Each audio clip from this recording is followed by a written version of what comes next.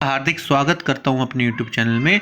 आज हम चर्चा करेंगे क्लास 8 सामाजिक विज्ञान हमारे अतीत यानी कि हिस्ट्री के 5वें चैप्टर का 5वें के बाद 6ठे चैप्टर की आज हम चर्चा करेंगे, जिसका नाम है बुनकर, लोहा बनाने वाले और फैक्ट्री मालिक। इस 6ठे चैप्टर में हम जो चर्चा करेंगे वर्कशीट्स के माध्यम से चर्चा करेंगे कि किस प्रकार इम्पॉर्टेंट चीज़ें आप समझकर पेपर को अच्छा बना सकते हैं। इन सभी की चर्चा होगी बुनकर, लोहा बनाने वाले और फैक्ट्री मालिकों की। तो चलिए शुरू करते हैं। और जो कोई भी हमारे चैनल के साथ नया जुड़ा है, इस चैनल को सब्सक्राइब कर ले और बेल वाले बटन को जरूर प्रेस कर ले ताकि सारी नोटिफिकेशन उस तक जरूर मिल सके। आइए सीखते हैं। शिक्षण अधिगम विद्यार्थी भारतीय वस्त्र उद्योग के पतन और उत्थान की विभिन्न अवस्थाओं से परिचित हो पाएंगे। भारतीय वस्त्रों के आयात को रोकने के लिए ब्रिटिश व्यापारियों ने एक कानून पास करवाया जो कैलिको अधिनियम के नाम से जाना जाता है। अधिनियम का मतलब होता है एक एक्ट।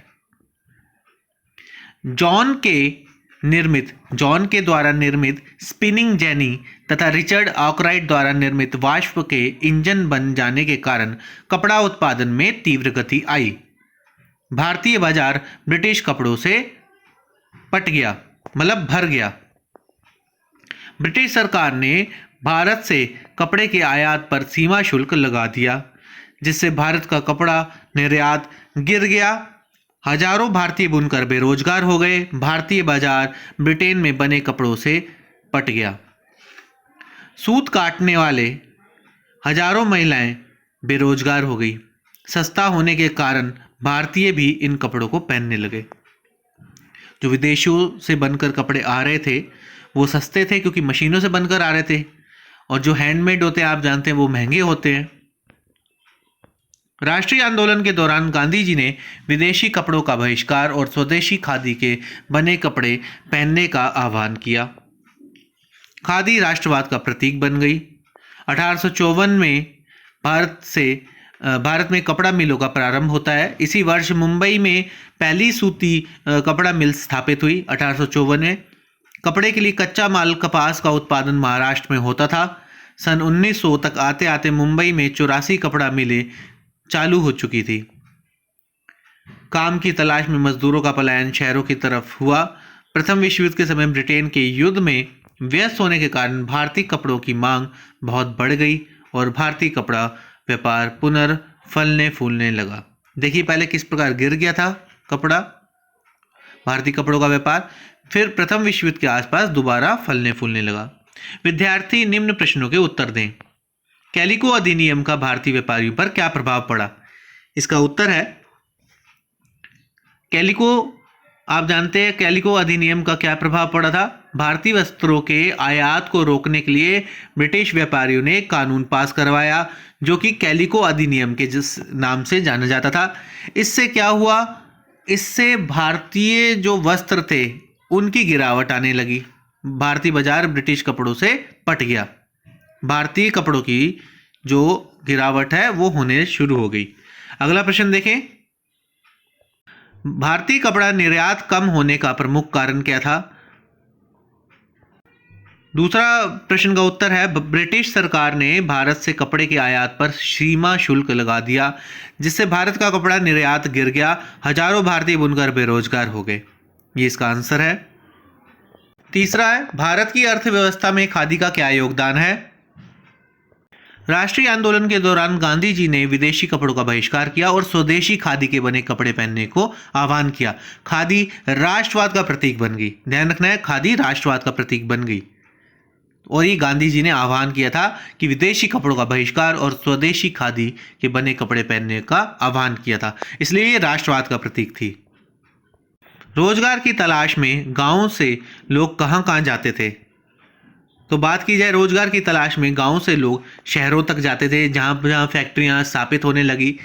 जैसे मुंबई में फैक्ट्रियां स्थापित होने लगी तो पूरे महाराष्ट्र से लोग शहरों की तरफ पलायन करने लगे। पांचवा प्रश्न है प्रथम विश्व युद्ध भारतीय अर्थव्यवस्था के लिए सकारात्मक संदेश कैसे लेकर आया? बताइए। प्रथम विश्व युद्ध के समय ब्रिटेन के युद्ध में व्यस्त होने के कारण भारतीय कपड़े की मांग बहुत बढ़ गई और भारतीय कपड़े का व्यापार दोबारा से फलने फूलने लगा, क्योंकि भारतीय कपड़ों की मांग बढ़ने लगी। क्योंकि ब्रिटेन युद्ध में व्यस्त था, इसलिए वो काम ये नहीं कर पाया और उसके जो फैक्ट्री मजदूर थे वो युद्ध में शामिल हो चुके थे। आगे नेक्स्ट वर्कशीट है। इस कार्यपत्रक को करने के बाद विद्यार्थी औद्योगिक क्रांति का उद्योगों पर प्रभाव जान पाएंगे। औद्योगिक क्रांति की दृष्टि से लोहा और इस्पात उद्योग सबसे महत्वपूर्ण उद्योग है। सूती कपड़े के मशीनी उत्पादन ने ब्रिटेन को दुनिया का सबसे प्रमुख औद्योगिक राष्ट्र बना दिया। ब्रिटेन दुनिया का कारखाना कहलाने लगा। 18वीं सदी के आखिर में कंपनी भारत से चीज़ें खरीदती थी और उन्हें इंग्लैंड और यूरोप के बाजार में ले जाकर बेच देती थी। जैसे जैसे ब्रिटेन का औद्योगिक उत्पादन बढ़ने लगा और भारत के बाज़ारों में आने लगा, भारत एक विशाल बाजार के रूप में उभरा। थोड़े ही समय में भारत के बाजार ब्रिटेन में बने सामानों से पट गए। परिणाम स्वरूप भारत का निर्यात कम होने लगा। 1750 के आसपास भारतीय कपड़ा उत्पादन और व्यापार में दुनिया में सबसे आगे था। भारतीय कपड़े लंबे समय से अपनी गुणवत्ता और कारीगरी के लिए दुनिया भर में मशहूर थे। दक्षिण पूर्व एशिया, जावा और सुमात्रा तथा पश्चिमी एशिया और मध्य एशिया में इन कपड़ों का भारी व्यापार होता था। 19वीं सदी के प्रारंभिक वर्षों में भारत में कपड़ा उत्पादन के प्रमुख केंद्र बंगाल, ढाका और मद्रास के साथ साथ गुजरात थे। आइए प्रमुख प्रश्न देखें। भारत का व्यापारिक निर्यात क्यों गिरने लगा? भारत का व्यापारिक जैसे जैसे ब्रिटेन का औद्योगिक उत्पादन बढ़ने लगा और भारत के बाजारों में आने लगा, भारत एक विशाल बाजार के रूप में उभरा। थोड़ी समय में भारत के बाजार में ब्रिटेन से बने सामान भर गए। परिणाम स्वरूप भारत का निर्यात कम होने लगा।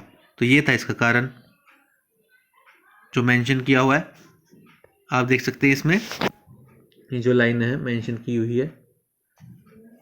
आगे प्रश्न देखें। दुनिया का कारखाना किस देश को कहा जाने लगा? ब्रिटेन को दुनिया का कारखाना कहा जाने लगा। औद्योगिक क्रांति की दृष्टि से लोहा और इस्पात उद्योग सबसे महत्वपूर्ण उद्योग हैं। सूती कपड़े के मशीनी उत्पादन ने ब्रिटेन को दुनिया का सबसे प्रमुख औद्योगिक राष्ट्र बना दिया, इसलिए ब्रिटेन दुनिया का कारखाना कहलाने लगा। ये इसका सही उत्तर है। उन वस्तुओं के नाम लिखो जिनका उत्पादन औद्योगिक क्रांति के कारण बढ़ा। तो इसका उत्तर है 1750 के आसपास भारतीय कपड़ा उत्पादन और व्यापार दुनिया भर में मशहूर था।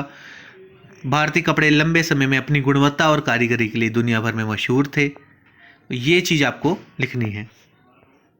आगे देखें। बंडाना शब्द का प्रयोग छापेदार गुलबंद के लिए किया जाता था, जो राजस्थान और गुजरात में बनता था। भारत के मलमल यानी कि मसलिन कपड़े की मांग संसार के सभी देशों में थी।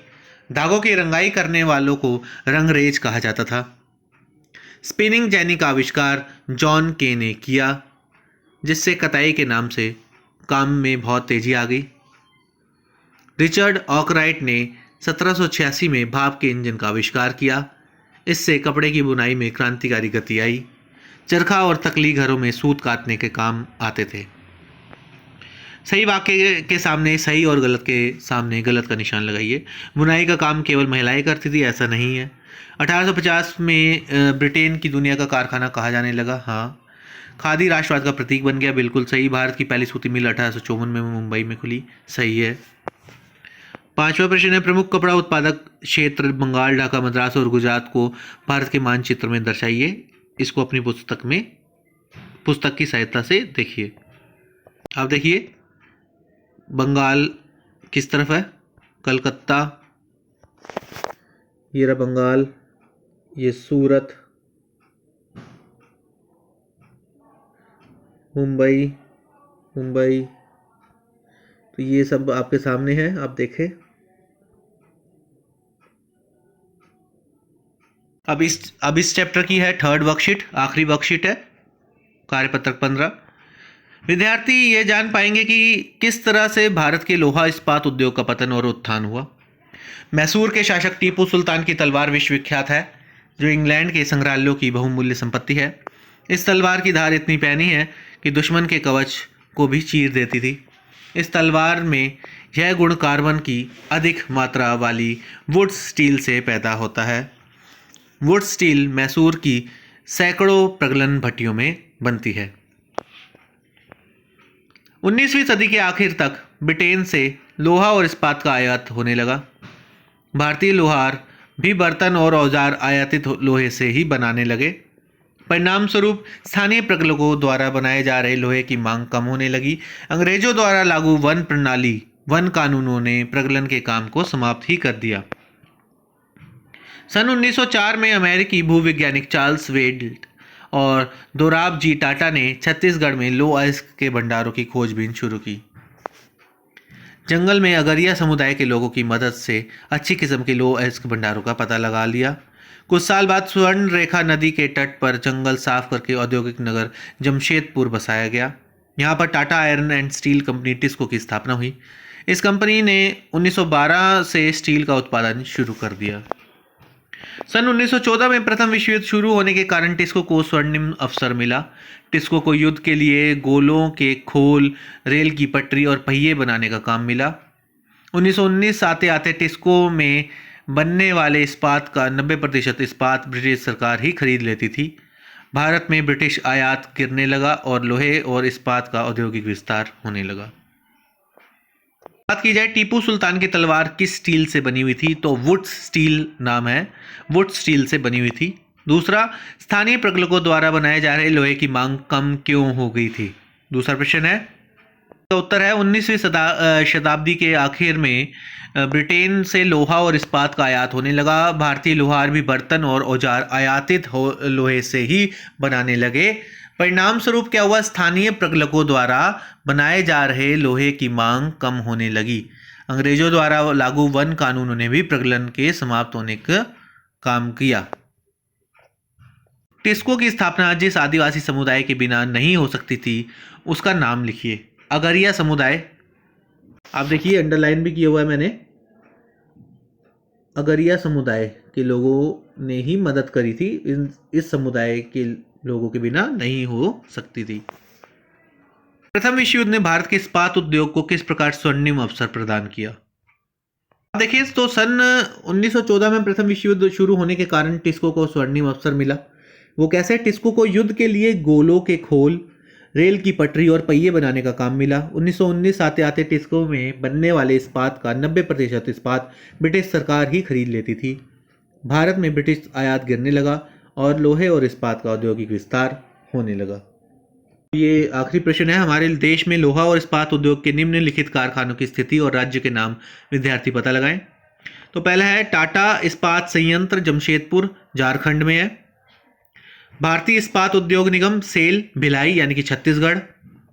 राष्ट्रीय इस्पात निगम लिमिटेड, विशाखापट्टनम यानी कि आंध्र प्रदेश। जिंदल इस्पात लिमिटेड, रायगढ़, छत्तीसगढ़। भारतीय इस्पात उद्योग प्राधिकरण लिमिटेड, राउरकेला, उड़ीसा यानी कि। इस्पात उद्योग लिमिटेड, डोलवी यानी कि महाराष्ट्र। कठिन शब्द प्रगलन यानी कि पिघलाना। स्वर्णिम यानी कि सुनहरा, शानदार, अवसर मिलना। तो ये था पूरा चैप्टर, वर्कशीट के माध्यम से आपको समझाया। तो आपको कैसा लगा जरूर बताएं कमेंट बॉक्स में, और इस चैनल के साथ जुड़े रहे। इसे लाइक, शेयर और सब्सक्राइब करना बिल्कुल ना भूलें। धन्यवाद।